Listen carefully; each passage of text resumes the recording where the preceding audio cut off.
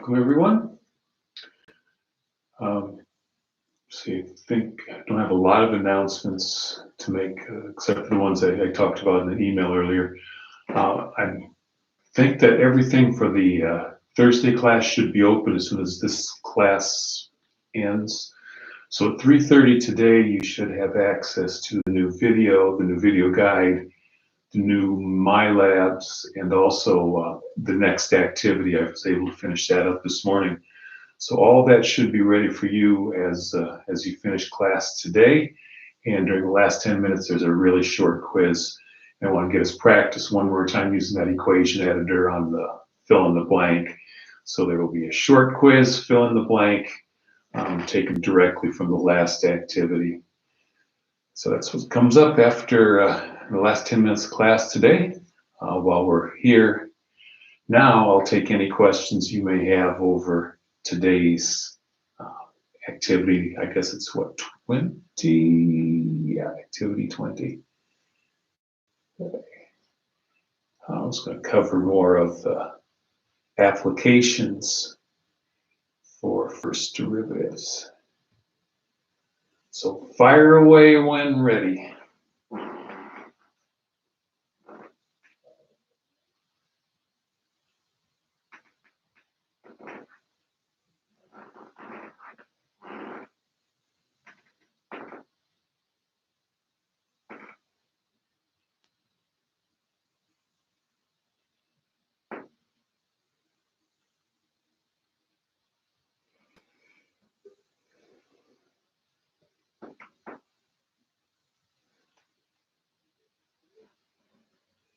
Definitely a quiz today. The last 10 minutes of class will be a quiz. It'll be one of the quizzes where I ask you to use the equation editor. So I'm looking for a mathematical expression, and the quiz is taken almost word for word from the previous activity. Oh no. Oh, okay. Let me look at that after the end of class. I'll open that up again if you need me to.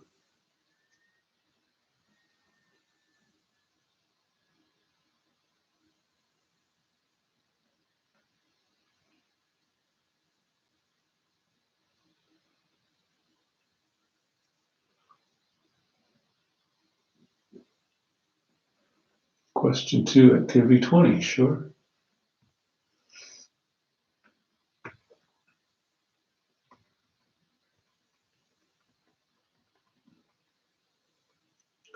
Okay, so given the demand for electricity, notice that the units are printed sort of across the top.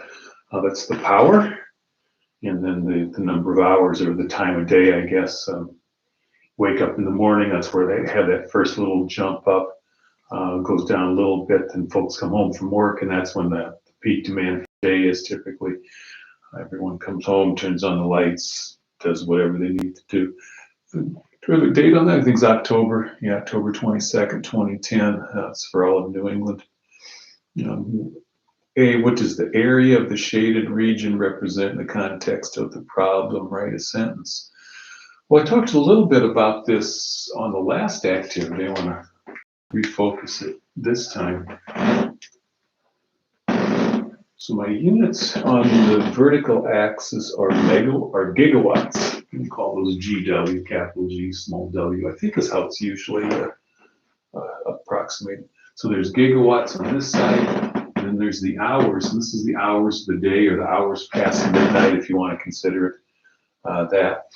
So every little block of this, everything that's one tall and one wide, I guess that sort of maybe look like this, 1 hour wide, is that right? Yeah, those are pretty narrow. 1 hour wide, 1 gigawatt tall. So when you multiply those two things together, every block there is 1 gigawatt hour, not gigawatt per hour, but gigawatt hour. The product of those two gigawatt hours are measured the energy. This is the power. I explained this a little bit before, but the power could be synonymous to, say you're going for a run. The power, like if you're sprinting, then the power is going to be high. If you're jogging, then the power is going to be low. If you sprint for a long time, you're using a ton of energy. If you jog for that same amount of time, you're using a lot less energy. So we have this times this, the power times the number of hours that power is applied, that's the energy. Energy in this case is measured in gigawatt hours. Mostly around home, it's measured in kilowatt hours. So the area of the shaded region, that's the area that measures the number of gigawatt hours, or it measures the electrical energy. So the blue shaded region is the, make sure I can spell, to make that an E, there we go. Energy demanded from, oh, I want a sentence, isn't it? This represents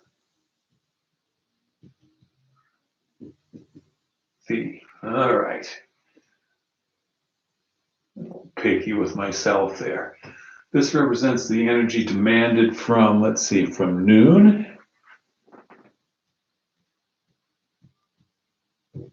until, let's see, 16 would be 4 in the afternoon. And the units here are gigawatt hours. So there's part A. Okay. Go on to part B. What is that definite integral measure? Well, the definite integral in this case is going to give you the area under the curve, and it's going to give you the area under the curve from 4 through 18. All right. So really the only thing we're going to have to do is just adjust that a little bit, huh? So what would be the adjustment that I would make for part B?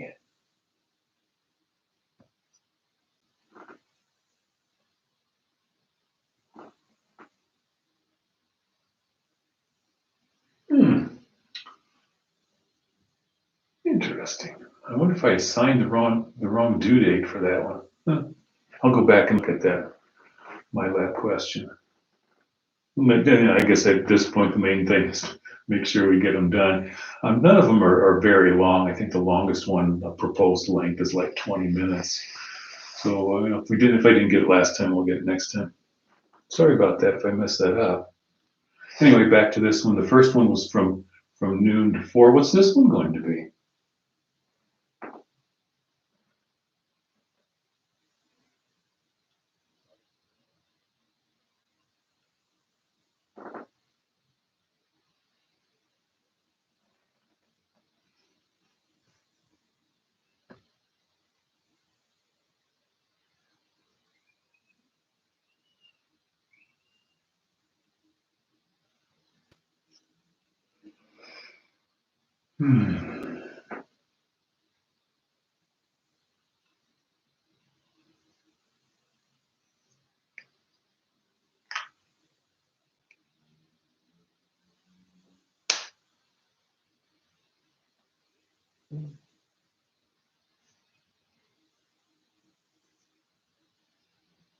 Yeah, 4 a.m. to 6 p.m. Exactly right. So the sentence is going to be exactly the same. It's the amount of energy demanded. It's just time is a little different.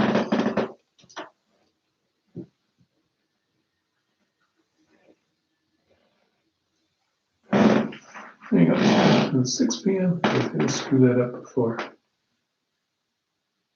Yeah, it's 18. Yeah. So it goes a little better. Yep.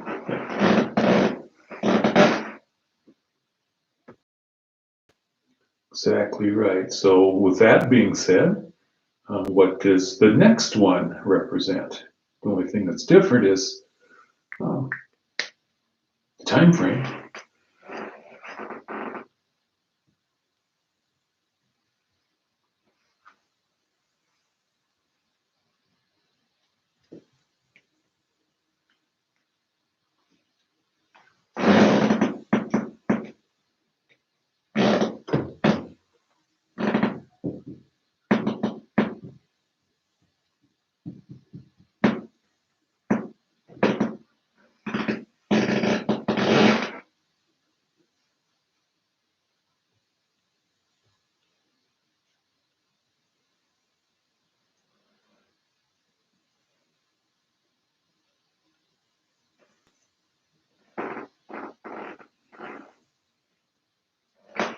t.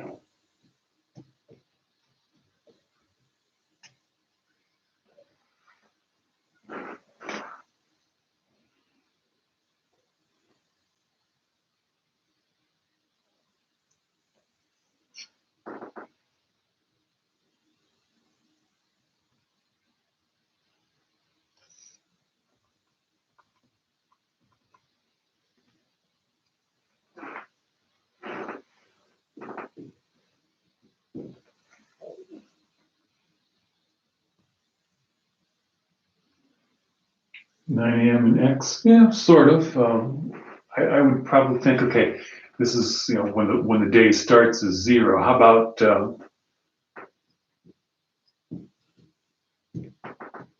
for the first X hours of the day?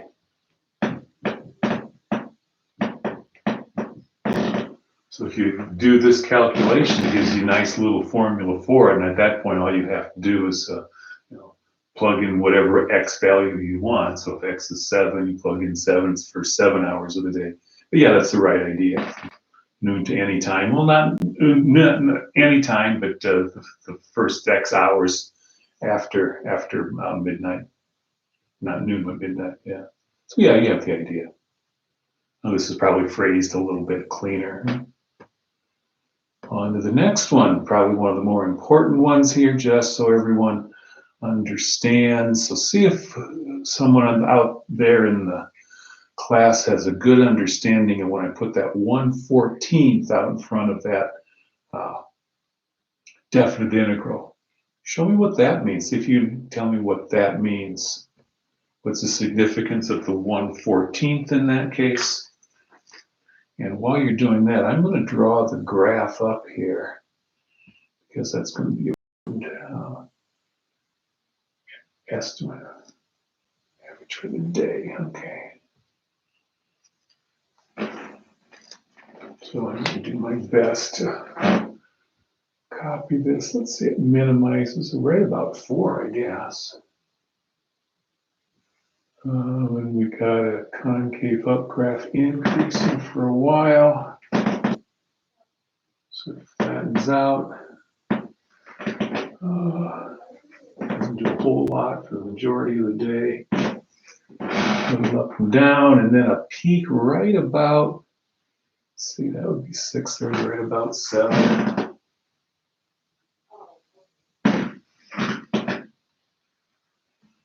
And then it sort of falls off until we get to 24.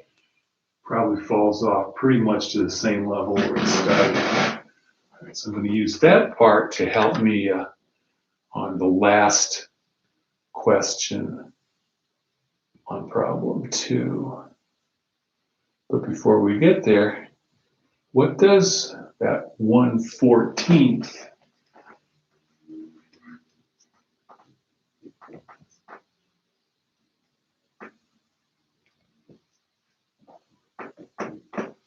what does that represent? Yeah, it is the average, sure, it's the average integral because that was 14, that's 14 wide across there. But in terms of the problem, what does it measure?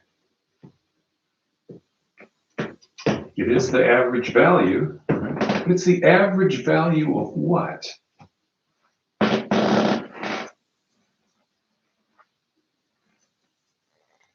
Yeah, certainly at 18, sure, that's a good way to notice it. That's a width of 14 hours here.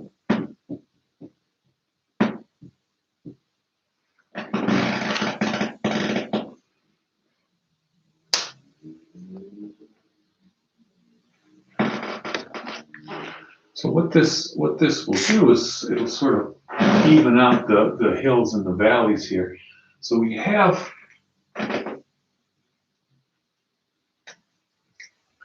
when I did the definite integral from 4 to 18, it's that area underneath here. I'll cross hatch it this way. So that's that whole area. And what I'm going to do with this average function is replace this sort of curvy top. I'm going to put a flat top on it and make a rectangle that has the same area.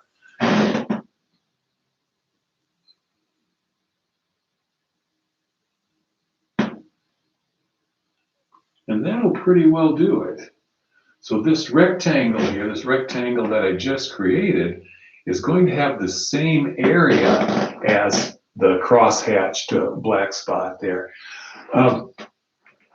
And since it has the same area and we know this, okay, this will take out the hills and the valleys. This is 14 wide. This will sort of take out the hills and the valleys. So this will give us the average of the gigawatts, or the average power demanded. So the lowest power demanded during that whole time, if I go back and take a quick look, the lowest power demanded according to the graph was, between 4 and it was probably just right around 11 or so. And the biggest power was right about at 18. It was 16 gigawatts. So that's what's, this number here is going to be the average demanded. And the best way to consider whether you have this line drawn in here right or not is if this little area that you have where it's above the average line, if you can imagine this as a load of dirt or something and you scrape it off, does that area exactly fill this hole over here? So if all the areas above the average line fill in all the value areas below the average line, then you have that average line just about in the right place. And I think I did a pretty good job of getting that one right where I wanted it. So if I'm going to write a sentence about that, that's going to be the 1/14 from 4 to 18. This will be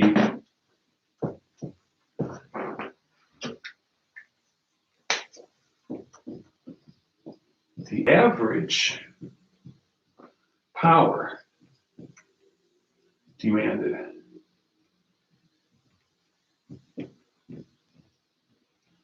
from from 4 a.m.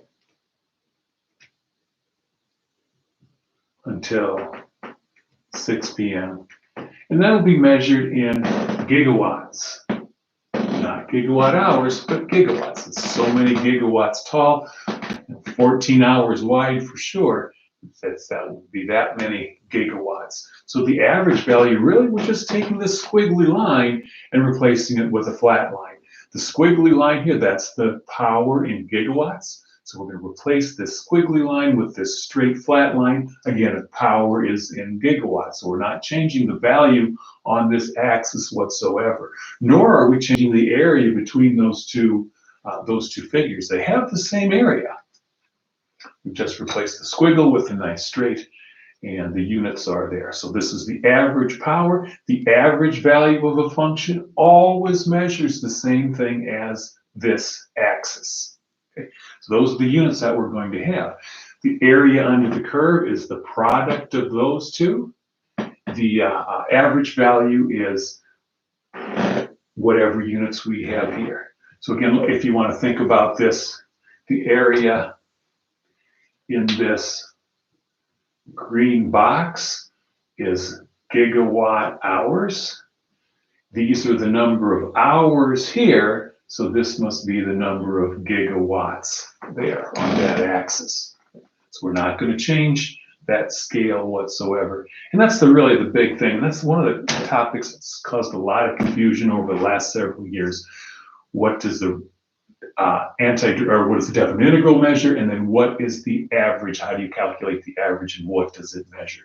So again, it's always the same thing. That times that gives us the area under the curve. If I flatten out any squiggly line and replace it with a flat line, that's going to have the same units as we have on that axis. So the average power demanded from 4 a.m. until 6 p.m. And that takes us through all the way down to the last question. Now, in the last question, draw a line that would approximate the average demand for electricity for that whole day and estimate its value. Okay, well, my graph here isn't perfect. So I'm going to offer a little maybe correction that if I had the graph broadcast up here, I'm going to take a light writing tool. If I were doing this with a pencil and paper, I'd definitely get my pencil out and write as lightly as I possibly could and try to draw a line that evens out the hills and the valleys for that entire day. 15 is going to be too high. I would think it'd be probably somewhere around 14 or so, or I draw line across here. It's 24, that's 24, I guess. And again, what I would try to do is replace this curvy line with a straight line and have the area under that straight line be exactly the same as the area under the curvy line. And I think I did a fairly good job on this one. Maybe that's just a bit tall. If I'm looking at my diagram, I think there's probably less area above the dotted line than there is in that hole there. So I take my eraser and maybe erase that. Maybe drop it down just a little bit. And again, this is an estimate.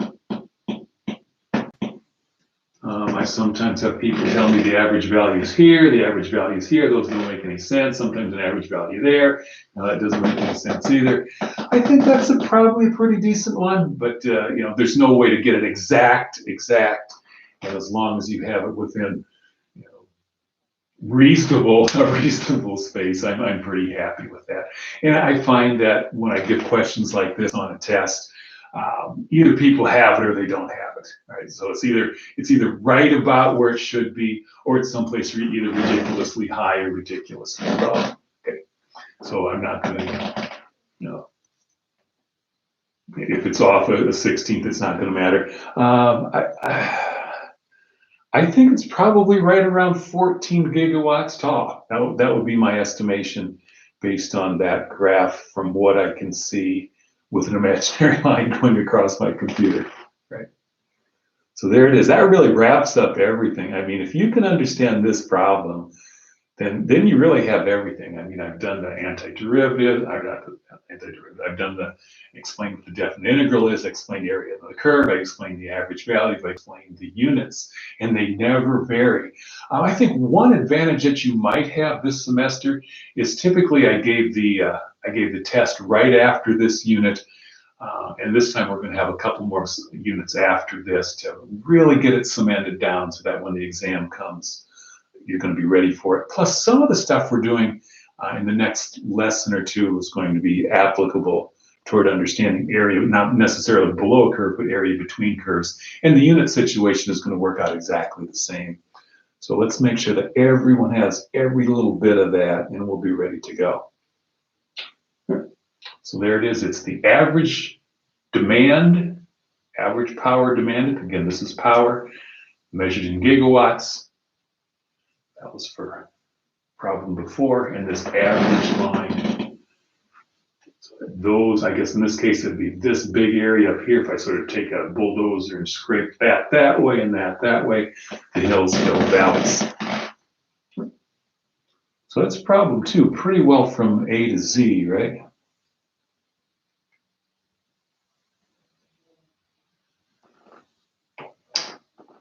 Problems 1 and problem 3 fall just about exactly from this problem.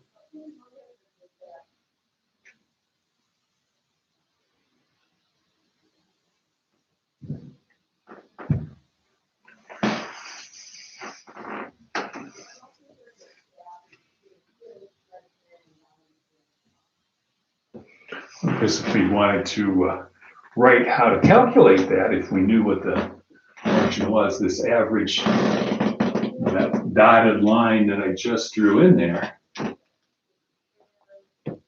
here's how you would calculate it.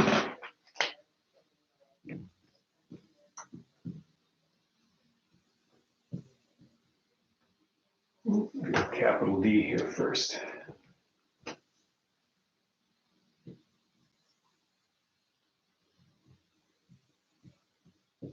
I find often that when I ask students to write an expression, many times they'll leave that off And in today's quiz, I ask you to write a definite integral. Unfortunately, on the there's no way. Well, I don't know. Fortunately for you, I guess, but unfortunately for me, because I can't test you, uh, the D something always follows right away. So you'll find an expression for a definite integral on today's quiz, and you'll find that in the regular toolbox that I had you work on last time. Go over question 3, sure.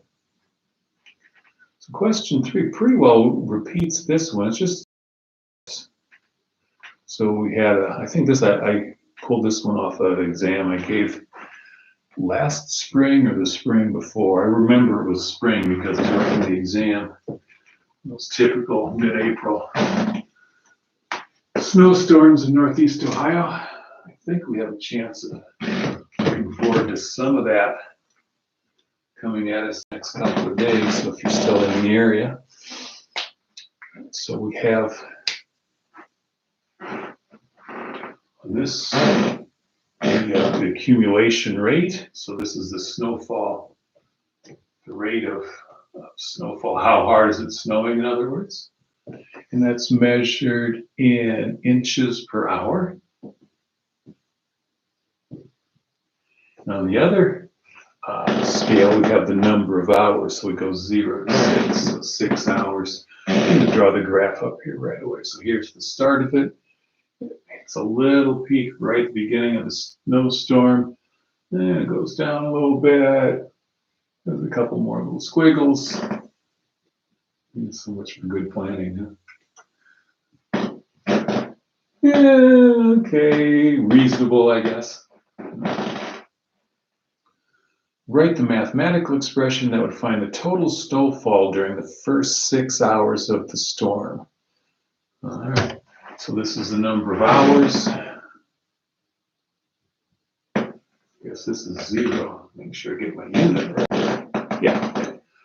So there's the first hour, so forth and so on.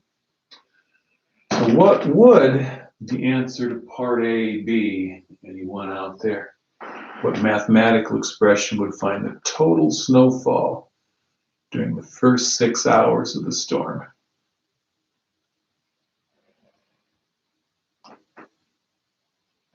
By the way, the area under the curve. So your units on this scale are inches per hour. Units on this scale are hours. Multiply those things together, inches per hour times hours.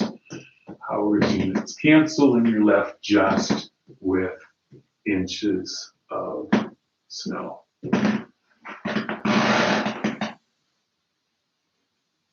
Might be a little hard to send an expression here, but describe for me what you would think the answer to part A is.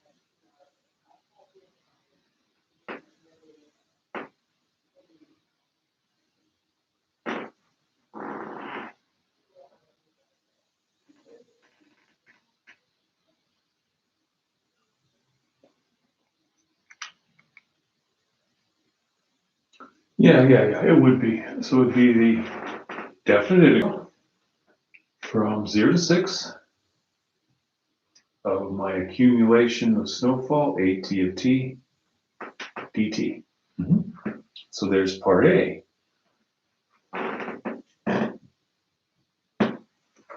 what would be the difference between part A and part B?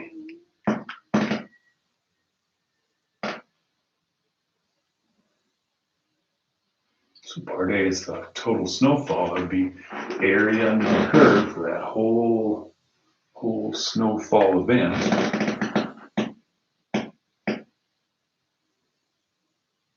Yeah, nice. How'd you find that integral sign? I really don't know much about the inputs on the live chats. That's a pretty impressive integral sign there, Sarah. Yep, put a 1/6 in front, sure.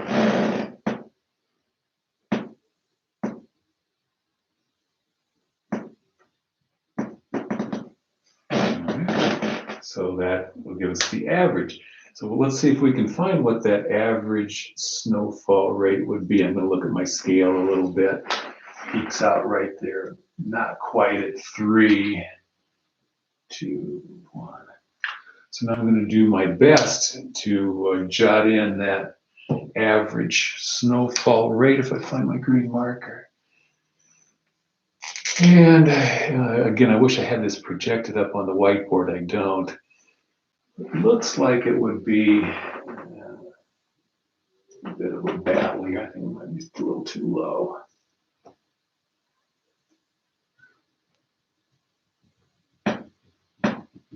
Oops, I think I'm dropping there too. Same height.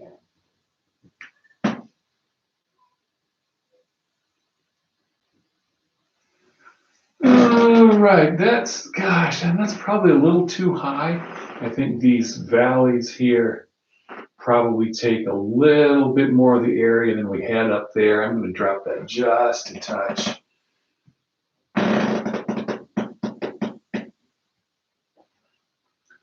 Maybe where I had the first time would have been better.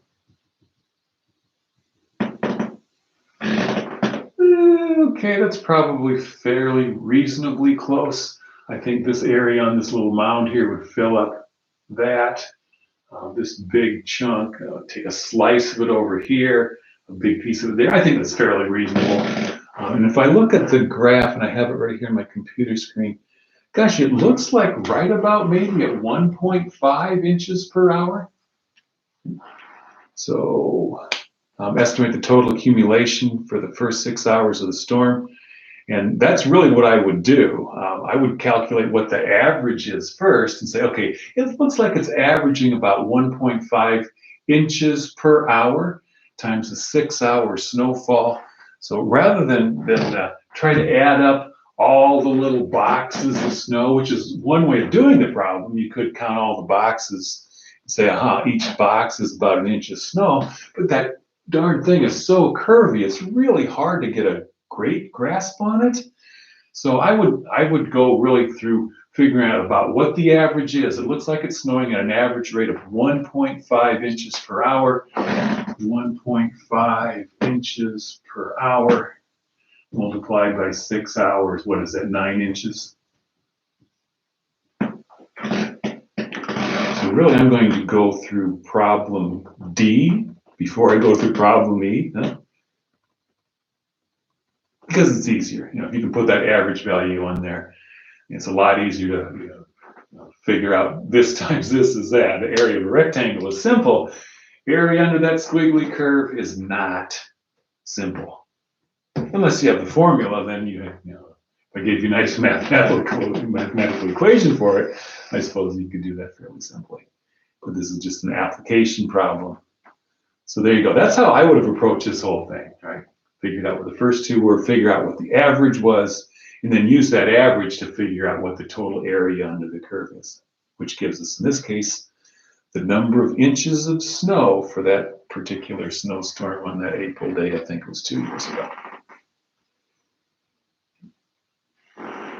You should see a little bit of a theme cropping up as far as what the area under the curve was, how that sets up with a definite integral, and then if you have a fraction out front, you'll need the fraction out front to figure out what the average would be.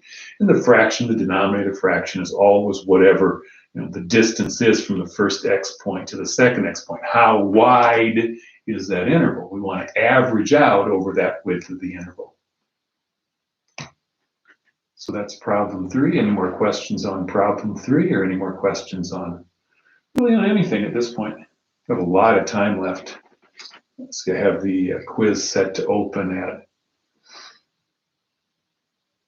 3:20. Yeah, opens at 3:20. I think it closes at 3:30. It's a really short one.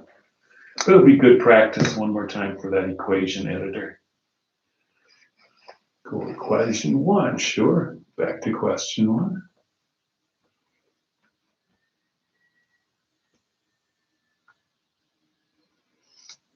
Okay, so we have the automobiles coming off the factory. So the production rate, and you see that's a little slow there in the beginning. That as they get their ramp up going, it gets a little more,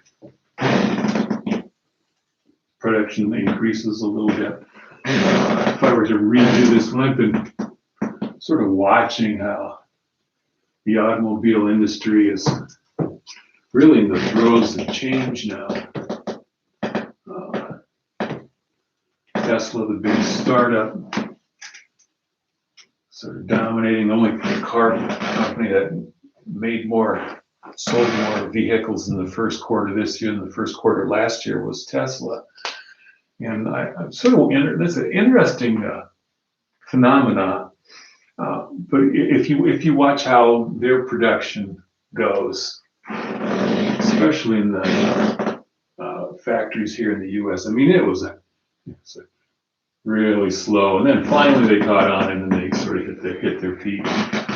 If you look at the China one, it started fairly high right away, but it definitely went up quite a bit the first couple of weeks. So I probably would have put a little steeper graph on this one if I had to do it over to make it make a little more sense.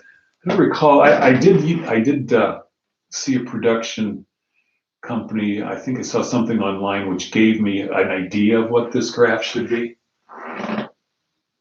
I like to keep everything that I do as far as the examples are. I like to keep them to as accurate as I possibly can.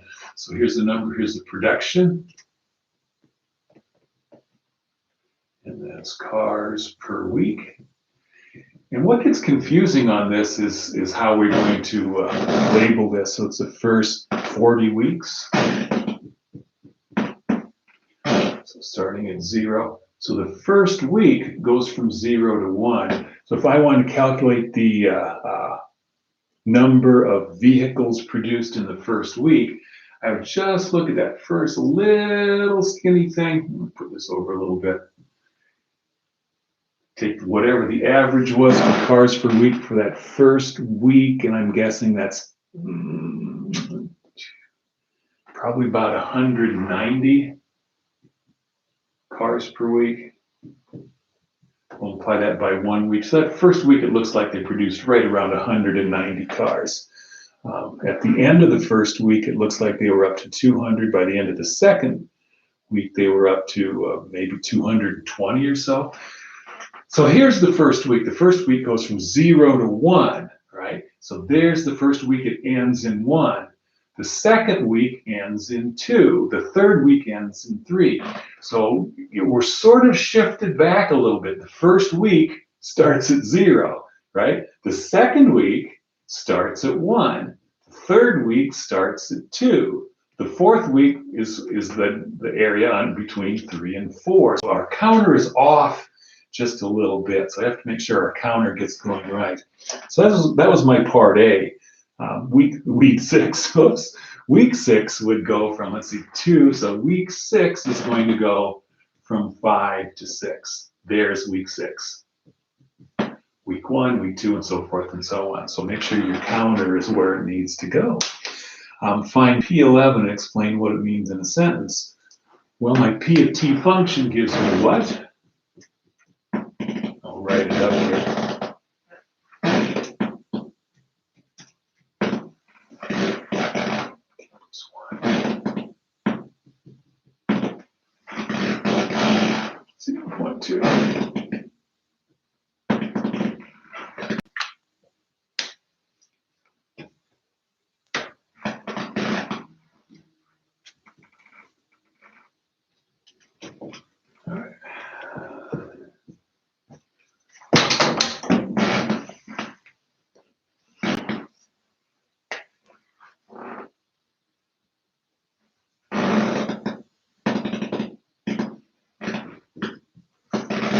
So P of 31.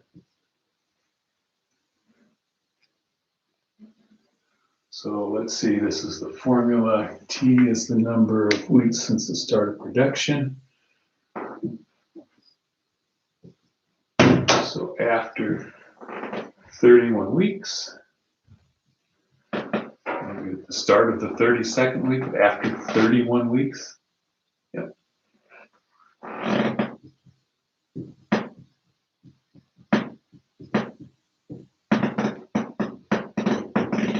Production rate is, that after all is the function that's given. So plug 31 in there, figure out what you get. We get 32 to the 0.2 power. That's the fifth root of 32. That would be 2.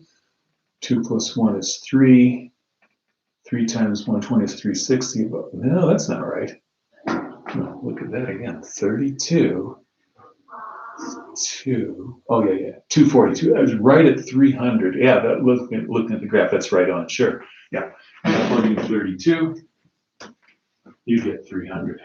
So it's definitely 300. After 31 weeks of production, or after 31 weeks, again, the first week ends right there. Right there's the end of the first week is 1.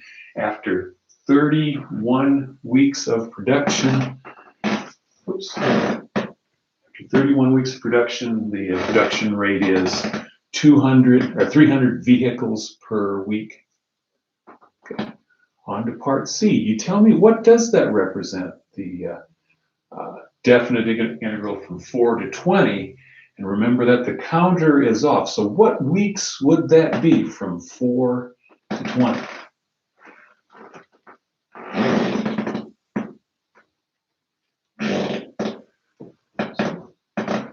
I'm going to have a little hint here.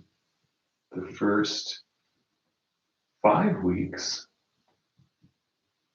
are from t equals 0 to t equal 5. 1, 2, 3, 4, 5. That would be the production of the first 5 weeks. So now we're looking at the numbers that are going from 4 to 20.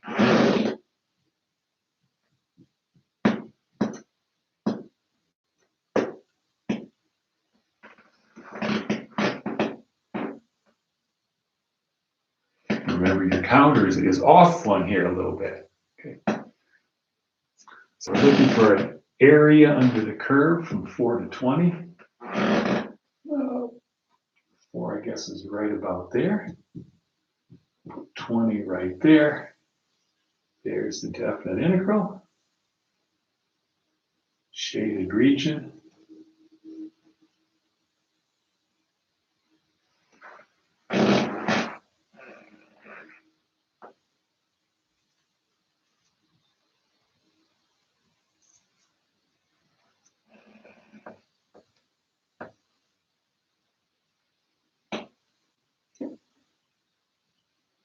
Yeah.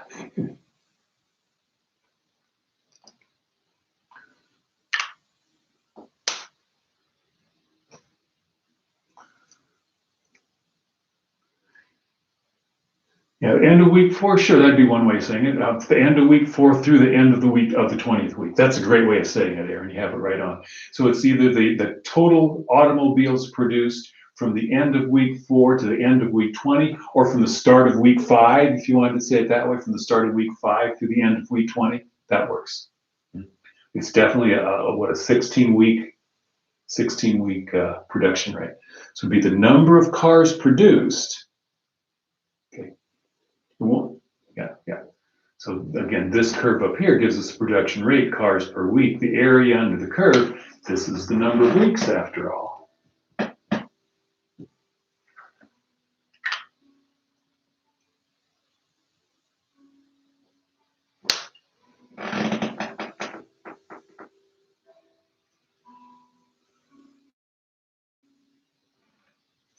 So I guess sort of there I have it. Maybe I'll write it up a little clearer while I'm waiting for the next question. The next question is, how many cars were produced in the first 32 weeks, round to the nearest car?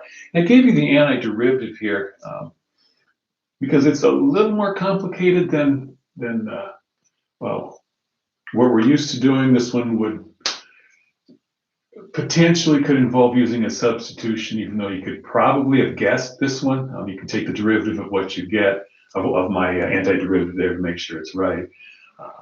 But I gave you the antiderivative, so tell me what that total production would be. Write up the answer to part C is the number of cars produced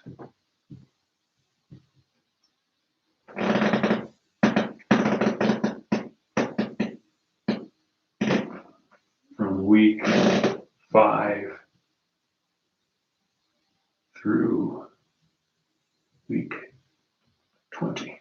Pardon me. Okay, so there is C. So now we want the first 32 weeks, which is not quite all the way out to the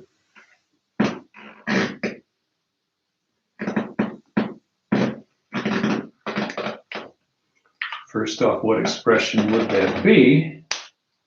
And second off, what number? How many cars were produced? I could probably get a decent estimate. So I'm going to work on the estimate while you're working on the exact number, okay? I'm going to work on an estimate by putting an average value across here for the first 32 weeks. Let's see, 32 is right there. I'm guessing it's right about 260 cars per week. Multiply that by 32.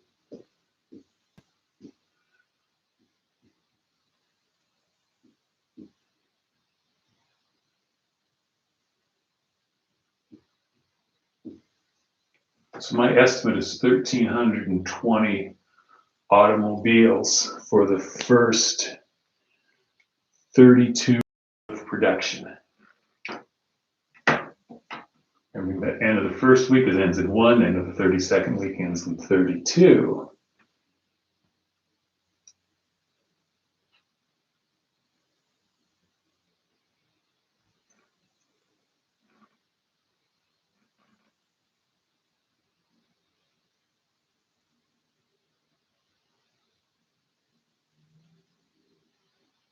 Oh, I calculated that wrong, didn't I? Let's see. Let me re-add my columns there. 0, 20, no carry. 13, carry the 1, 8320. That was my estimate. So yeah, 88, yep. 85, 60 or 80, 81. All right, Sarah threw two numbers up there. Let's see if anyone can confirm either of those. She feels a little more confident on her second one, 85, 60. Does anyone have what they got for the integral? First off, let's make sure we're all calculating the same thing.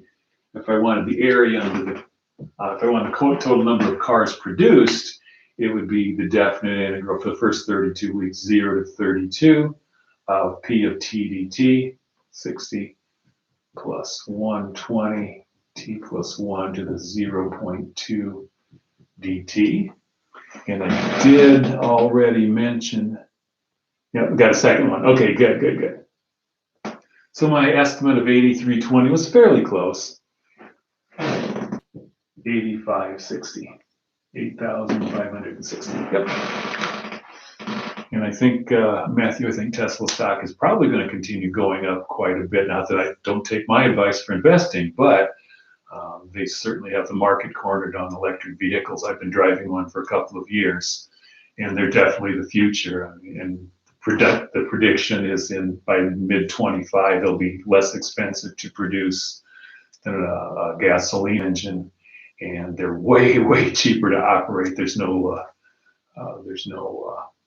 wear and tear. There's nothing to break down. Far fewer parts. Brakes don't need replacing because the battery and the generator helps slow you down. It's just it's so much more fun to drive than a gasoline car. The torque is instant.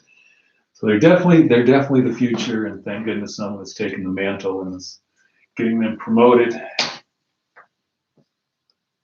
Way less stinky too. I think people in LA and San Diego, where there tends to be stagnant air, they say the air is so much cleaner during this COVID virus. And that's how things could be. All right, so that finished us through that next step on the graph. What would be the total number of cars produced? Okay.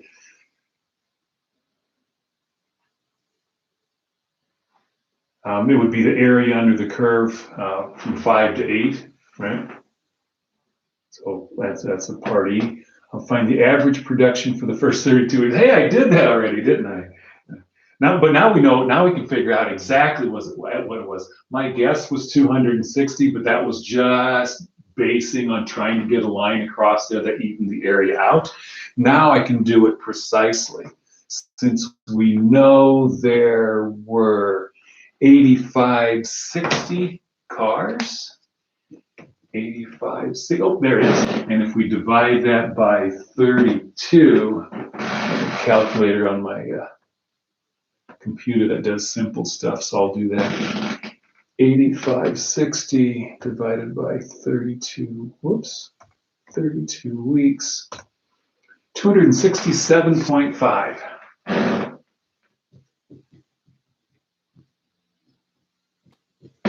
So that takes the hills and the valleys out of the production curve. 267.5 cars per week would be the average. 8560 divided by 32. Yep, good. Finally, then find the function that we use to calculate the number of cars produced during the first X weeks. And again, that should be similar to stuff we've done before as well.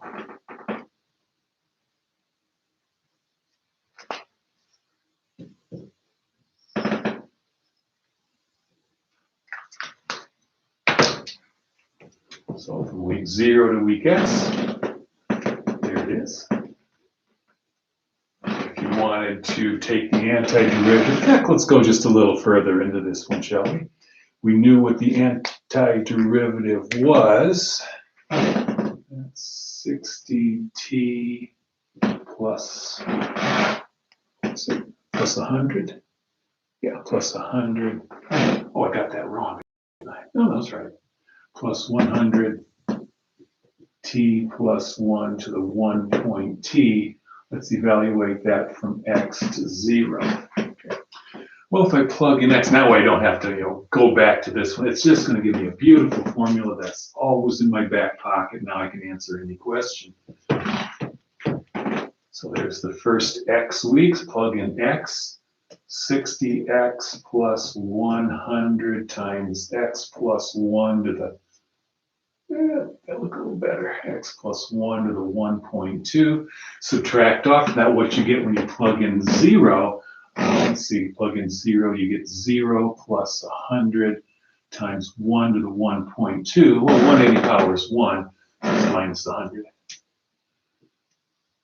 There's the function. How many cars you produced during the first X weeks. Plug in 1, you have it. Plug in 7, you have it. Hopefully when you plug in 32, you get what you did. Back for problem letter E. Done. I think that's everything, isn't it? Graph average production rate. Yep. Average production rate was cars per week. I hope I had that written there.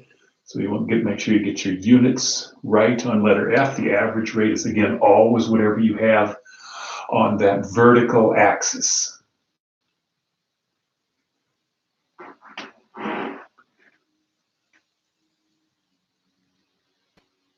And 1D. Oh, yeah. So there's some debate about 1D. I'll go back to that first 32 weeks of production. Yeah, you do. So maybe that number was wrong. Let's go back and find out. So again, I didn't calculate this one out, but yes, on 1D you definitely go from 0 to 32. So there's your function. So what you're going to do then is take this function, plug in 32, 60 times 32 plus 100 times 33 to the 1.2, and then subtract off of that plug in the 0, subtract off of that, what? Yeah, you get 100 again. So if you didn't subtract off that 100 from before, then problem D was messed up, which is going to throw problem E off as well. So yeah, run that through the calculator one more time. My calculator on screen here won't take something to the 1.2 power. It's a little too advanced for it. So perhaps the number we had up there just a second ago was incorrect, but I kind of like it. Oh yeah, so it could have been 8460. I see what you're saying, John. Again, I didn't check this. I didn't check the work on that one. I was hoping people plugged both the bottom and the top in. And if that didn't happen, let's go back and make sure we get it.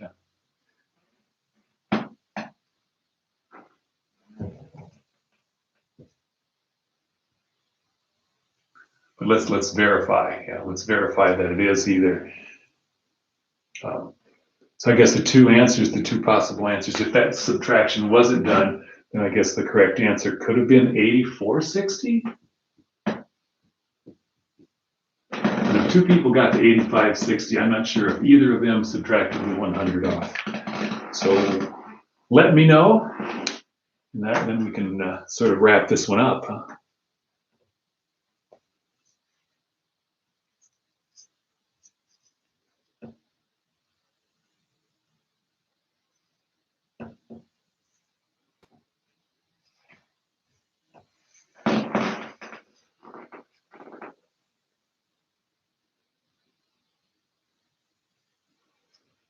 And I guess there's a lesson here that I keep wanting to go over and over. Just because that's 0 in the beginning doesn't mean when you plug in that number that you necessarily get 0. Yeah. Okay, 8460. Excellent. Excellent. So that changes our average down a little bit, doesn't it? So that was how many produced in the first 32 weeks. So that was D. So on problem letter F, we'll change our number just a little bit there as well. So now we will take 8460 and divide that by, divide that by 32 weeks. Yeah, 264. Okay, so we average 264 cars per week. And so my estimate that I had up there before is even closer, right? Because I undershot that just a little bit. So this is that's the number of cars, and that's the average number of cars produced each week. Thanks for catching that. That was really great. Otherwise, everyone would, or many of you would have had the wrong number, and then I probably would have straightened it out in the second class. And it seems like what I don't catch the first time, I always catch the second. So that takes us through every single part of every single problem here. Are there any more questions before we dismiss for the day? Again, what should happen now is at 3:20, the quiz should open. At 3:30, there should be a new math lab open, a new video guide, and then I also have the activity ready to go for Thursday. So all of those should be ready to open on Blackboard or on MyLab as soon as 3:30 hits, and at 3:20 the quiz will open. Any more questions?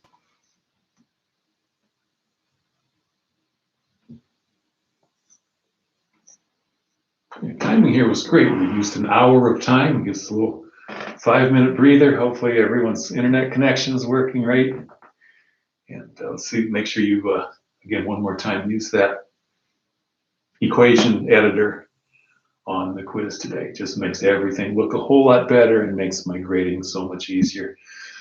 There's just 2 tabs that you're going to use. The first tab is going to allow you to do the fractions, and when you do the fractions, make sure you use the numerator on top of it. I think there's a power here too if you need something to a power.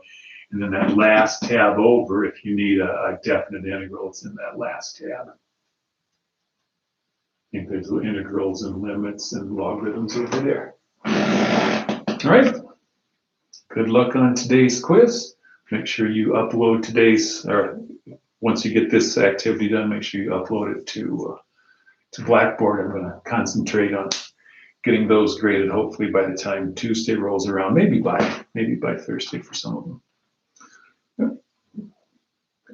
So signing off for now. If you have any more questions over this, we will have a review session tomorrow again at 3.